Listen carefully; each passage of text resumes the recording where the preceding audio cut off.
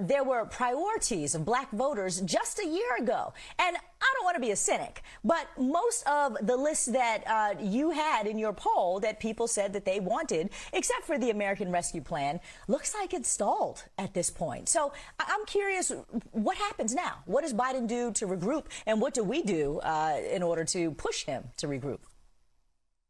Yeah, what I would say is that you're right in terms of the rescue plan. There was a lot of stuff in there, though, to be clear, that people were really desperate for, that came through and made a difference in people's lives. I think the same was true for the infrastructure plan and its passage, that we have yet to see the impact for, but people are waiting on those investments in their communities.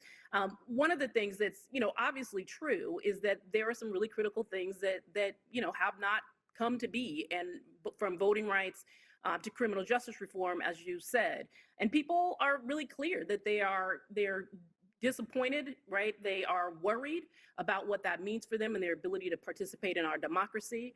But Black voters are, really clear about what is happening politically in our country right now. And so one of the things we've been asking folks as we talk to them, knock on their doors and have conversations right now, is we're asking them, who do they think is responsible for the fact that some key and priority legislation has not passed, things that are really meaningful and important to our community.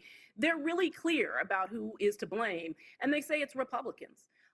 They understand that Biden and Democrats have a role in terms of making sure that these policies, move forward, that they speak to the importance of the policies to the American people, that they help the American people understand beyond our community why these things are so important. But they're really clear that the fact that these critical pieces of legislation have stalled is because of the Republican Party, and specifically because of the Republicans in the U.S. Senate. But Adrian, here's what I'm afraid of, though. What does that mean about our energy, though? We are disappointed, for sure, like you said, that we haven't gotten some of the key signature things that Biden campaigned on that we expected to be able to move, especially because the Democrats hold both houses in Congress at this point. I am wondering, are black voters even excited about voting in the midterms? Where's the energy? Do you think the energy is still there in a way that matters? I know we got Stacey Abrams on a ballot in Georgia, so that's the state of Georgia. But what about the rest of the country? Well, I think that, again, black voters are incredibly sophisticated and are really clear about the kind of calculations that they're making. So are people experiencing anxiety and stress about the economy right now? Are people still worried because their family members are still dying from COVID? Yes. Right. Are people worried about wages and whether or not they're keeping up? Are they worried about inflation? Yes. But they also recognize that the job that we started in 2020 and before that, right, is not over. And that there is more work to be done. So when we're asking folks if they're aware of that the midterm election is coming up, yes, they are. Are they aware of what offices they're going to be voting people into or out of? Yes, they are. Are they prepared to vote? 80% of the 80 plus, right, say yes, that they are planning to vote. Now, that doesn't, saying that you're planning to vote doesn't equal a vote, right? But what it does say to us, what's a good indicator for us, is that people are paying attention.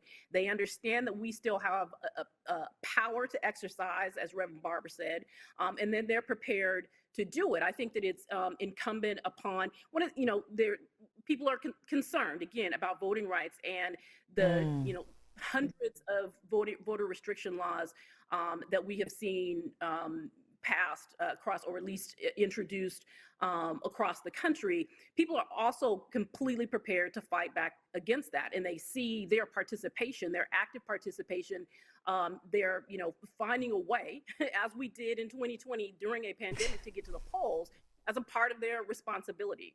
And so I think that we will, again, this is not and the attacks on democracy, the way how we're seeing that play out in the war in Ukraine right now. He could Ukrainians can put their lives in front of autocracy and democracy, that in this country, we can at least pass a piece of legislation to ensure that people are not denied equal access to the ballot and that we have free and fair elections. right? That's a really important set of Well, dots I hope that he. see while the nation is paying attention to this struggle for Yeah. democracy in Ukraine. And he could bring that home and help build support for the passage of the voting rights legislation that we need to see in this country in order to protect us. Well, let's hope that he does that tonight. I, too, am hoping that that's going to be on his list. Now he's got a whole lot of other things that are going to come ahead of that on his list. But we will be standing by watching to see. Adrianna Shropshire, I'm so glad to have you here, Executive Director of BlackPac. Thank you so much for joining me on Amplified. We are definitely